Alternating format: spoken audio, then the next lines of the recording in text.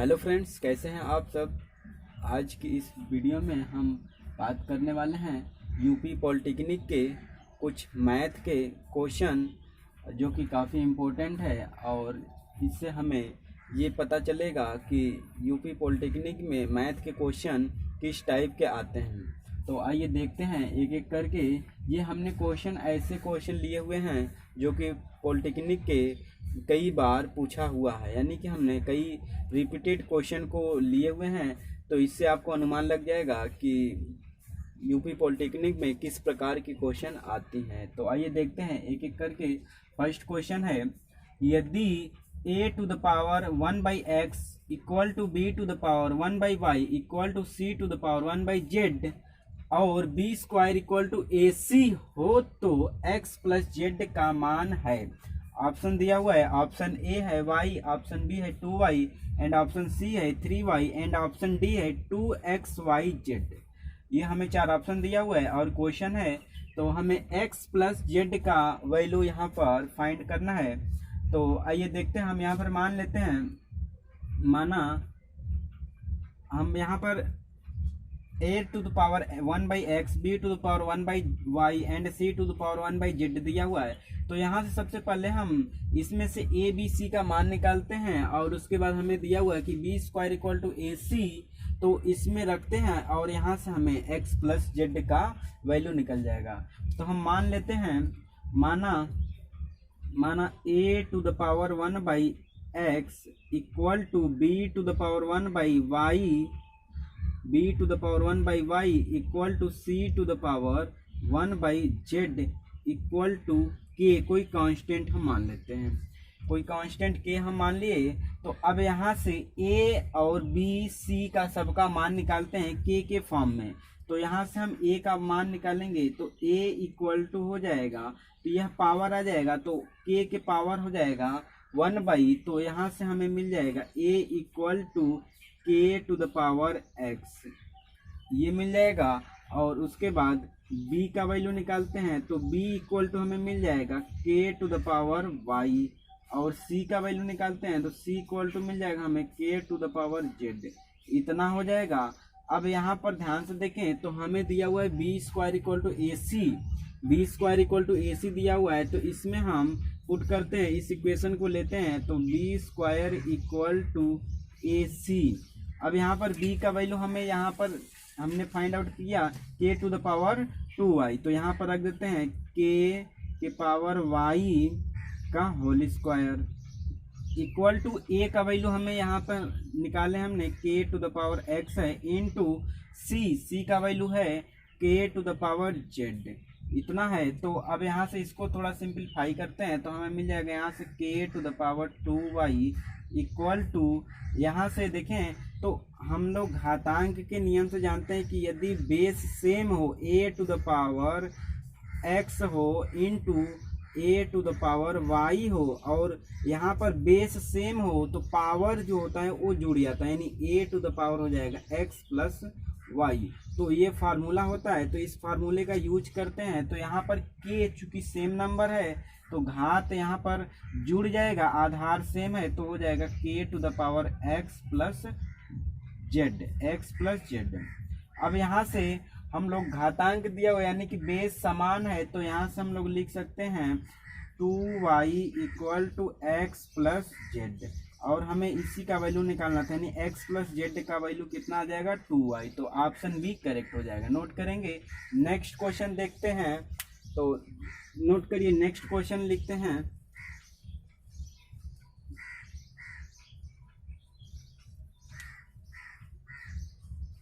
Second, यदि बिंदु x, 0, 0, y और 1, 1 संरेखी हो तो ऑप्शन ये दिया हुआ है, यानी x और y में हमें क्या संबंध मिलेगा तो यहाँ से चेक करना है। तो यहाँ पर हम लोग को 3 पॉइंट दिया हुआ है, तो 3 पॉइंट संरेख तभी होगा जब वह तीनों पॉइंट एक ही लाइन में होगा, यानी 1, 2, 3, ये 3 पॉइंट है। तीनों पॉइंट यदि एक ही लाइन में होगा तभी, यानी कि P, Q, R ये 3 पॉइंट है, यदि ये तीनों पॉइंट एक ही लाइन में हो तभी यह तीनों पॉइंट संरेख होगा। तो तो एक ही लाइन में होने का मतलब ये है कि इन 3 पॉइंट से हम जो त्रिभुज बनाएंगे उसका क्षेत्रफल 0 होना चाहिए। यानी कि संरेख के लिए हमें क्या कंडीशन होना चाहिए कि त्रिभुज का क्षेत्रफल 0 होना चाहिए। तो यानी डेल्टा इक्वल टू 0। तो त्रिभुज का क्षेत्रफल होता है 1/2। हमें 3 पॉइंट दिया हुआ है तो x1 लिख लेते हैं, उसके बाद प्लस y x1 लिखें प्लस x2 प्लस x3, ये 3 पॉइंट हम लिख लेते हैं। और उसके बाद माइनस कर देते हैं यहाँ पर y1 plus y2 plus y3, ये हो गया। अब इसमें देखें तो ध्यान से फार्मूले बनाने का तरीकों को भी यहाँ पर हम लोग सीखते हैं। तो हमने सबसे पहले क्या किया, 1/2 ब्रैकेट में x1 plus x2 plus x3 minus y1 plus y2 plus y3। अब यहाँ पर x1 से स्टार्ट हुआ है तो यहाँ पर लिखेंगे y2, और यहाँ x2 है तो y2 के बाद आ जाएगा y3, और यहाँ पर x3 है तो y1 आ जाएगा। अब इसमें देखे ध्यान से तो x यहाँ पर y1 है तो x2 हो जाएगा, और y2 है तो यहाँ पर x3 हो जाएगा। x2 के बाद x3 के बाद x1 आ जाएगा। अब इसमें हम वैल्यू को पुट कर देते हैं और यहाँ से हमें 0 के बराबर कर लें तो 1/2 x1। अब इसको हम मान लेते हैं x1 y1 x2 y2 और x3 y3, ये मान लेते हैं। तो x1 का वैल्यू यहाँ पर हमें मिल रहा है x, और y2 तो y2 का वैल्यू हमें मिल रहा है यहाँ पर y है, प्लस उसके बाद प्लस x2 तो x2 का वैल्यू 0 है, इंटू y3 का वैल्यू 1 है। तो यहाँ पर हमें 0 × 1 मिल गया, 0 × 1 प्लस x3 यहाँ पर है 1 तो 1 हो जाएगा, इंटू y1 तो y1 हमें यहाँ पर 0 है तो 0 हो जाएगा। उसके बाद ब्रैकेट को बंद कर देंगे माइनस, अब यहाँ पर y1 तो y1 हमें मिल रहा है 0 इंटू x2 तो x2 है 0 तो 0 हो जाएगा, प्लस x2 यहाँ पर है y2 तो y2 है यहाँ पर y, और x3 तो x3 है 1 तो यहाँ पर हो जाएगा 1, प्लस अब उसके बाद है प्लस y3 तो y3 यहाँ पर है 1 इंटू x1 तो x1 है x तो हो जाएगा यहाँ पर x, इतना हो जाएगा। अब इसे सिंप्लीफाई करते हैं तो 1/2 को इधर ले जाएंगे तो 0 हो जाएगा, तो यानी 0 इक्वल टू हमें मिल जाएगा यहाँ पर xy, और उसके बाद ये 0 में 1 का मल्टीप्लाई करेंगे 0 में 1 का मल्टीप्लाई करेंगे 0 प्लस 0 जोड़ेंगे तो हमें 0 मिल जाएगा, और यहाँ पर माइनस है तो माइनस हो जाएगा ये 0, और यहाँ पर मिल जाएगा y, उसके बाद हमें मिल जाएगा माइनस, ये माइनस इसमें मल्टीप्लाई करेंगे तो माइनस हो जाएगा x। तो यहाँ से देखें तो इसको इस साइड ले आते हैं तो हमें मिल जाएगा x plus y equal to XY, ये हमें रिलेशन मिलता है। तो ऑप्शन इसमें ध्यान से देखें तो ऑप्शन ए करेक्ट हो जाएगा, x plus y equal to XY, option A correct होता है। नेक्स्ट क्वेश्चन हम देखते हैं, नोट करेंगे।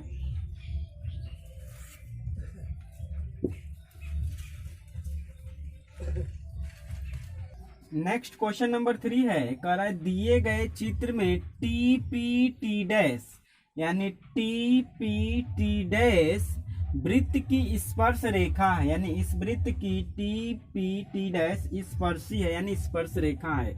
यदि एंगल POA यह कह रहा है कि एंगल POA दिया हुआ है 140 डिग्री हो तो एंगल APT डैश यानी इसका हमें मान यहाँ पर ज्ञात करना है। तो इसका मान हमें यहाँ पर ज्ञात करना है, तो आइए इसका मान हम देखते हैं। और तो यहाँ पर सबसे पहले ध्यान से देखें तो यह O जो है यह वृत्त का केंद्र है, तो यहाँ से वृत्त की केंद्र से यानी कि OP और OA दो त्रिज्याएं हैं, यानी कि यह बराबर हो जाएगा, त्रिज्याएं वृत्त की बराबर होती हैं तो यह बराबर हो जाएगा। तो यहाँ से 140 दिया हुआ है इस एंगल का, तो यह त्रिभुज है, तो यानी कि इस एंगल और इस एंगल यानी इन तीनों का और इसका यानी इसका योगफल हमें 180 मिलेगा। तो यहाँ से मान लेते हैं कि यह हमारा x है, तो यह भी हमारा कितना हो जाएगा, x हो जाएगा। क्यों? क्योंकि यहाँ पर यह एक समद्विबाहु त्रिभुज बन रहा है, समद्विबाहु त्रिभुज बन रहा है, क्योंकि यह भुजा यानी कि PO और OA बराबर है, तो यहाँ पर समद्विबाहु त्रिभुज बन रहा है। तो यानी कि सम्मुख यहाँ पर इस भुजा के सामने का कोण ये और इस भुजा के सामने का कोण ये बराबर होगा। तो यहाँ से हमें मिल जाता है x plus 140 degree equal to 180 degree. त्रिभुज के तीनों कोणों का योगफल 180 होता है। तो यहाँ से 2x इक्वल टू मिल जाएगा, इसको इस साइड ले आते हैं तो 40 डिग्री। तो x बराबर हमें मिल जाएगा 20 डिग्री, x बराबर हमें 20 डिग्री मिल गया। यानी कि हमें ये वाला एंगल हमें मिल गया 20 डिग्री मिल गया। अब यहाँ पर कह रहा है कि TP डैश जो है यहाँ स्पर्शी है, वृत्त पर स्पर्शी है। तो यहाँ से यानी वृत्त के केंद्र से जो ये त्रिज्या है, यह त्रिज्या स्पर्शी पर लंबवत होती है, यानी कि 90 डिग्री का कोण बनाती है। स्पर्शी हमेशा वृत्त की केंद्र से वृत्त की त्रिज्या पर 90 डिग्री का कोण बनाती है। तो यहाँ से यह पूरा एंगल 90 डिग्री हो जाएगा। तो यह पूरा 90 हो गया। तो यहाँ पर ये 20 है, तो 90 माइनस 20 तो हमें मिल जाएगा 90 minus 20 equal to angle APT। तो APT डैश तो कितना आ जाएगा, 70 डिग्री आ जाएगा। तो एंगल APT डैश हमें मिल जाएगा 70 डिग्री, यानी कि यह वाला एंगल, केवल इतना वाला एंगल हमें मिल जाएगा 70 डिग्री। यह पूरा 90 डिग्री दिया हुआ है और इसका हमने मान निकाल लिया 20 डिग्री। तो पूरे 90 में से 20 को माइनस करेंगे तो 70 आ जाएगा। नोट करेंगे। नेक्स्ट क्वेश्चन नंबर 4 है, कह रहा है 1 plus x by y minus 1 बटे 1 माइनस एक्स बाई वाई का मान है। तो ऑप्शन दिया हुआ है, ऑप्शन ए दिया हुआ है 2, ऑप्शन बी दिया है -1, ऑप्शन सी दिया है 1 एंड ऑप्शन डी दिया हुआ है 0। तो आइए इसको सॉल्व करते हैं। तो हमें दिया है 1 plus x by y minus 1 बटे 1 minus x by Y.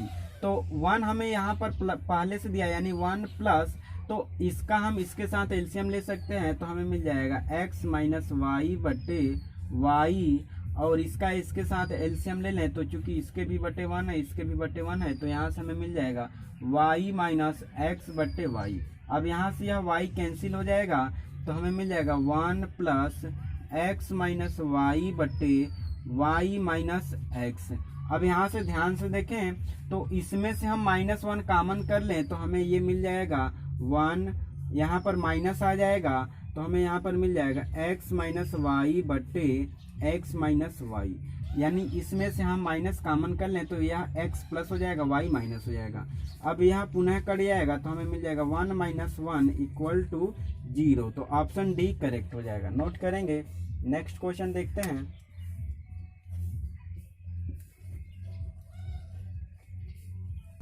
Next question number 5 है, कह रहा है कि 9/20 minus 1/5 plus 1/4 plus 5/6 minus 1/3 plus 1/2 का मान है, मान है।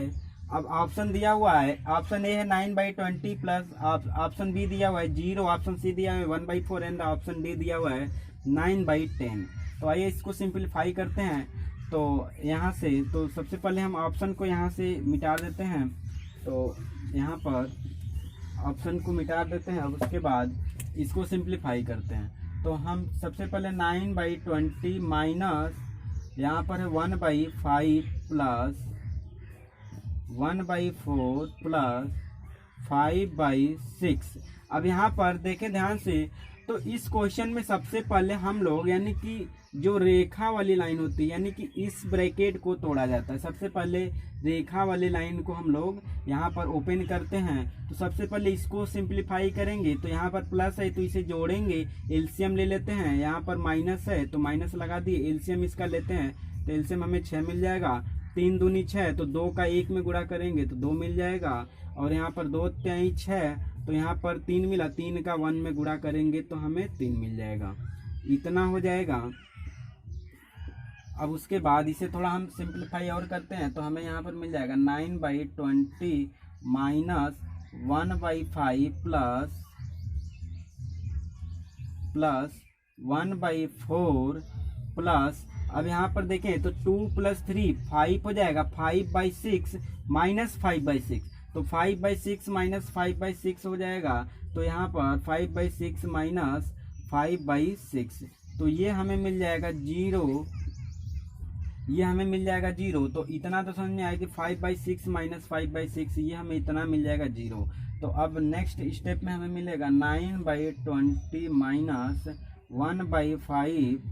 1/5 प्लस 1/4, इतना मिलेगा, ये 0 हो जाएगा। अब उसके बाद इसको सिंप्लीफाई करते हैं तो इसका एलसीएम ले लेते हैं 20, तो 9/20 माइनस इसका एलसीएम ले लेंगे तो हमें मिल जाएगा 20, तो 5 चौके 20, तो 4 यहाँ पर मिल जाएगा और 4 पंजे 20, तो 5 मिल जाएगा।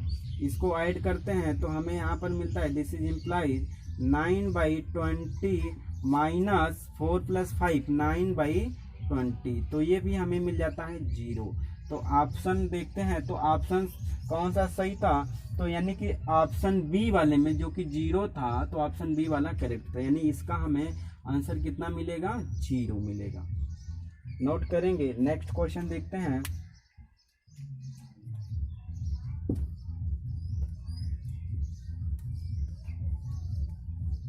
नेक्स्ट क्वेश्चन नंबर 6 है, यदि किसी संख्या में उस संख्या का 1/4 यानी 1/4 जोड़ा जाए तो 75 प्राप्त होता है, तो वह संख्या है।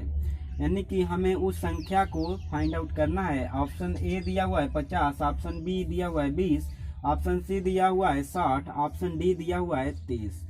तो कह रहा है कि यदि किसी संख्या में उस संख्या का 1/4 यानी 1/4 जोड़ा जाए तो संख्या 75 प्राप्त होता है। तो हम मान लेते हैं, माना वह संख्या x है, तो वह संख्या x है, तो इस संख्या का 1/4 हो जाएगा x/4। तो अब इसको जोड़ देते हैं, तो वह संख्या हमने मान लिया x है, तो अब इसका 1/4, तो x प्लस x/4, तो हमें 75 प्राप्त होता है, तो 75। अब इसे सॉल्व करते हैं तो 4x plus x/4 equal to 75। तो यहाँ से हमें मिल जाएगा 4x प्लस x, तो 5x/4 इक्वल टू 75। अब 5 से कट करते हैं तो 5 × 5 5 5 25, तो यहाँ पर मिल जाएगा 15। तो x इक्वल टू मिल जाएगा 4 × 15, तो मिल जाएगा 60। नेक्स्ट क्वेश्चन नंबर 7 है, यदि वृत्त का क्षेत्रफल 100 पाई सेमी स्क्वायर हो तो उस जीवा की लंबाई कितनी होगी जो केंद्र से 6 सेमी दूरी पर है। तो यहाँ पर एक वृत्त है यहाँ पर दिया हुआ, और कह रहा है कि इसका क्षेत्रफल जो है, वृत्त का क्षेत्रफल होता है पाई r², तो इसका क्षेत्रफल दिया हुआ है 100 पाई। तो यहाँ से पाई कैंसिल हो जाएगा, तो r² इक्वल टू 100 है, तो this is imply r equal to हमें मिल जाएगा 10, r बराबर 10 मिलेगा, यानी त्रिज्या हमारा 10 है।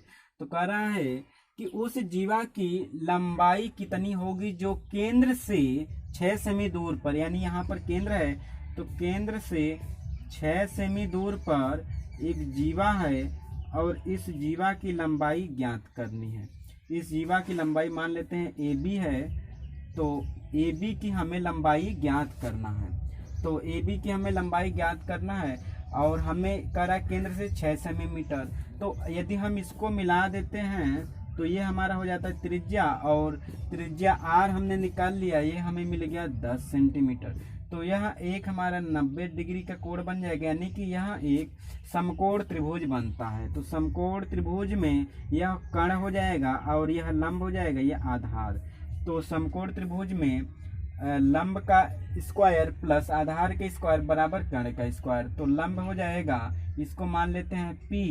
तो OP का स्क्वायर प्लस ए पी का स्क्वायर बराबर ए ओ का स्क्वायर।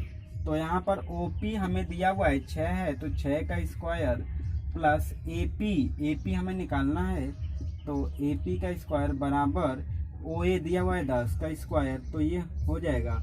अब इसे सॉल्व करते हैं तो यहाँ पर 6 का स्क्वायर 36 हो जाएगा, और इसको इस साइड ले आते हैं या फिर इसी को इस साइड ले आते हैं, तो यहाँ से हमें मिल जाएगा ए पी का स्क्वायर बराबर, इसको इस साइड ले आते हैं तो 100 हो जाएगा, 10 का स्क्वायर 100, 6 का स्क्वायर माइनस 36, तो ए पी का स्क्वायर बराबर मिल जाएगा 100 में से 36 को घटाएंगे तो 64 आ जाएगा, तो ए पी बराबर हो जाएगा 8। अब हमें ए पी की लंबाई यानी कि इतनी हमें मिल गई 8। तो अब चूंकि यह जो केंद्र है, केंद्र से जीवा पर डाला गया लंब है, तो यह इस जीवा को 2 बराबर भागों में विभाजित करेगा, तो यानी कि यह 6 है तो यह भी 6 हो जाएगा। 8 है, सॉरी 8 आया है, तो यह हमें 8 मिला है, तो यह भी 8 हो जाएगा।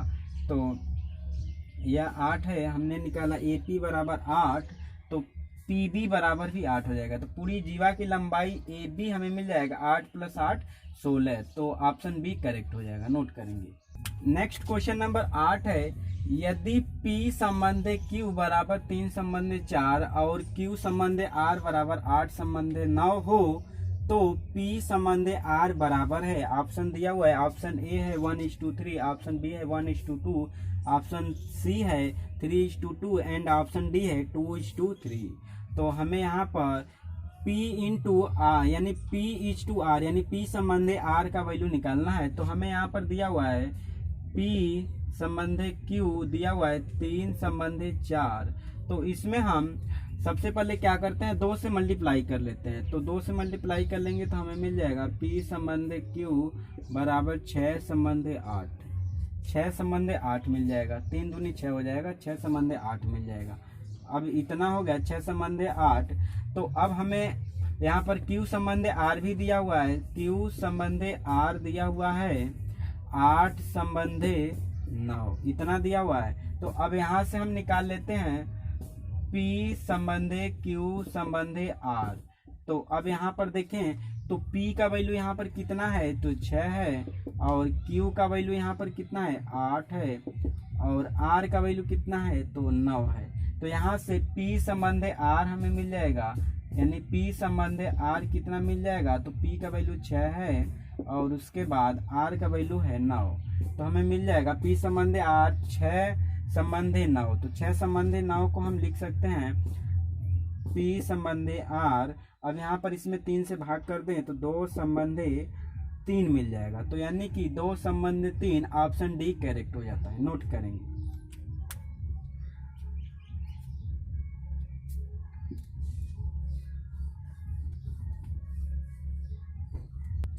नेक्स्ट क्वेश्चन नंबर 9 है, यदि वृत्त के व्यास के निर्देशांक 2 - 2, 10 और 12, -4 हो तो वृत्त के केंद्र का निर्देशांक ज्ञात करना। यानी हमें यहाँ पर एक वृत्त दिया हुआ है और इसमें कह रहा है यह वृत्त का व्यास हो गया और यह O है, केंद्र है, AB वृत्त का व्यास है। तो कह रहा है कि A और B के निर्देशांक दिया है, तो A का निर्देशांक -2, 10 है और B के निर्देशांक दिया हुआ है 12, -4। तो कह रहा है वृत्त के केंद्र का निर्देशांक ज्ञात करना, यानी केंद्र का निर्देशांक ज्ञात करना है। तो हम लोग जानते हैं कि वृत्त का जो केंद्र होता है वो मध्य बिंदु होता है, यानी कि जो यहाँ पर यह व्यास है AB जो व्यास है यह केंद्र AB को 2 बराबर भागों में बांटता है, यानी वृत्त का केंद्र व्यास को 2 बराबर भागों में बांटता है, यानी कि यहाँ पर AO बराबर हो जाता है OB के। तो यह केंद्र है, तो केंद्र का निर्देशांक यानी मध्य बिंदु हो जाता है। तो मध्य बिंदु का निर्देशांक हम लोग जानते हैं, मध्य बिंदु का निर्देशांक, मध्य बिंदु का निर्देशांक, तो मध्य बिंदु का निर्देशांक का फॉर्मूला होता है x, y के लिए होता है इसका formula x1 + x2/2 and y1 + y2/2 होता है, ये फार्मूला होता है। यानी x के लिए हो जाएगा x1 plus x2/2 and y के लिए हो जाएगा y1 प्लस y2/2 हो जाएगा। तो यहाँ पर इसको हम सिंप्लीफाई कर लेते हैं। तो x बराबर हो x कामा y हम दोनों निकाल लेते हैं एक साथ। तो x कामा y, तो x का यहाँ पर x1 कितना है -2 है और x2 कितना है 12 है। तो -2 में 12 जोड़ेंगे यानी कि -2 प्लस 12/2 एंड y का वैल्यू दिया है y1 है 10, y2 है -4, तो 10 प्लस -4/2। तो यहाँ से हमें मिल जाएगा 12 में से 2 जाएगा 10, 10 का आधा 5 हो जाएगा 5 कामा यहाँ पर 10 में से 4 जाएगा तो मिलेगा 6, 6 का आधा 3, तो 5 कामा 3 मिल जाएगा। अब 5 कामा 3 कहाँ है, ऑप्शन बी है, तो ऑप्शन बी करेक्ट हो जाएगा। नोट करेंगे।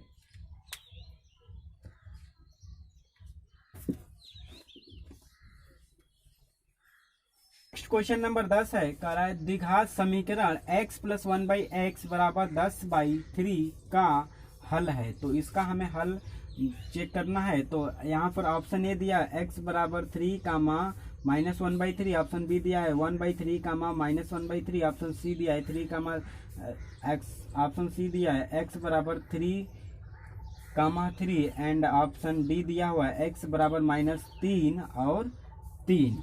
तो ये हमें x के दो मान यहाँ पर आएंगे। तो x के दो मान आते हैं तो सबसे पहले इसको हल करते हैं। तो x plus 1/x equal to 10/3, LCM ले लेते हैं तो यहाँ पर मिल जाएगा x² plus 1/x equal to 10/3। अब क्रॉस मल्टीप्लाई कर देते हैं तो यहाँ पर मिल जाएगा 3x² plus 3 equal to 10x हो जाएगा। अब इसको इस साइड ले आते हैं तो 3x² माइनस 10x प्लस 3 मिल जाएगा इक्वल टू 0।